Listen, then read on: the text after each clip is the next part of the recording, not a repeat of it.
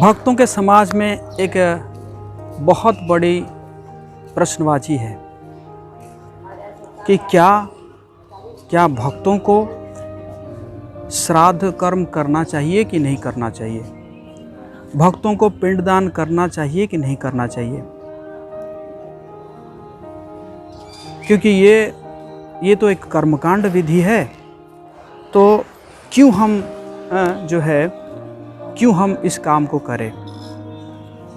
बात तो ठीक है, क्योंकि श्रीपाद माधवेंद्रपुरी भी इसी प्रकार कहते हैं कि हे संध्या बंदन, मैं तो आपको नमस्कार करता हूँ, या हे कर्मकांड, मैं आपको भी नमस्कार करता हूँ, और मैं सबको मैं सबके लिए समय मेरे पास नहीं है, क्योंकि मेरा जो मन है वो हमेशा भगवान गोविंद के चरण कमल में लगे रहे। तो बात तो ठीक है, लेकिन क्या हमारी स्थिति, हम श्रील माधवेंद्रपुरी जैसे भक्त बन गए हैं? तो अब हम कुछ शास्त्रिक रेफरेंस लेंगे, जहाँ पे कौन कौन आए हैं यहाँ पे पिंडदान करने के लिए। तो दोस्तों, हम देखते हैं कि यहाँ पे भगवान राम खुद आए थे दशरथ महाराज जी का पिंडदान करने के लिए। आप पूछेंगे कि कहाँ रेफरेंस है?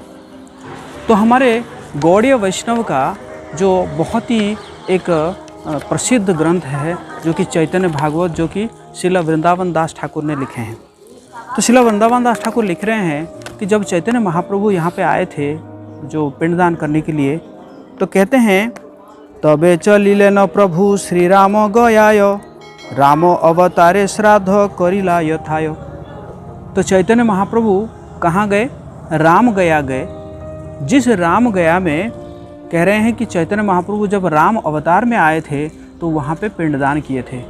तो यहाँ से हमें पता चलता है, इस शास्त्र के प्रमाण से हमें पता चलता है कि भगवान राम यहाँ पे आके दशरथ महाराज जी को पिंडदान किए थे।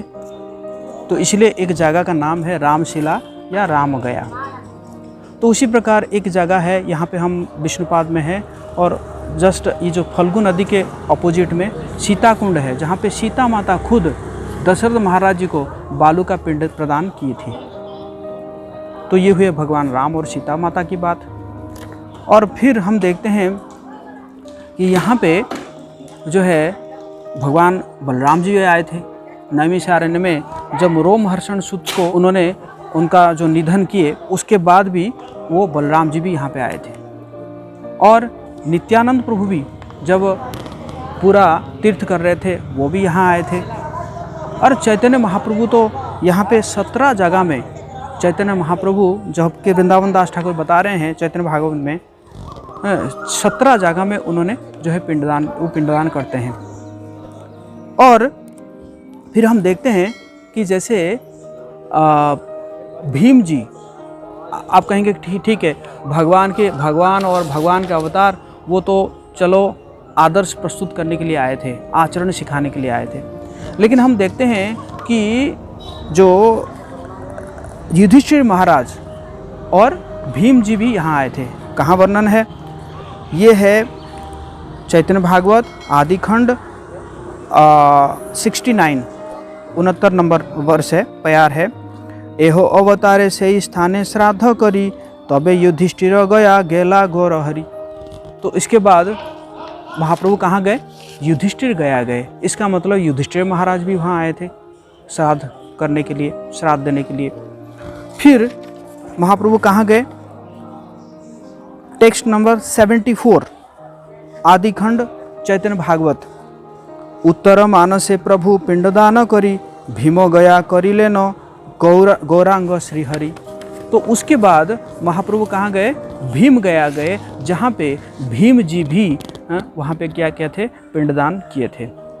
तो जब भगवान खुद आके यहाँ पे पिंडदान कर रहे हैं, भगवान के इतने बड़े बड़े भक्त जो कि पांडव, जिनके साथ तो भगवान कृष्ण हमेशा रहते थे, वो आके यहाँ पे पिंडदान कर रहे हैं, तो क्या हम पांडव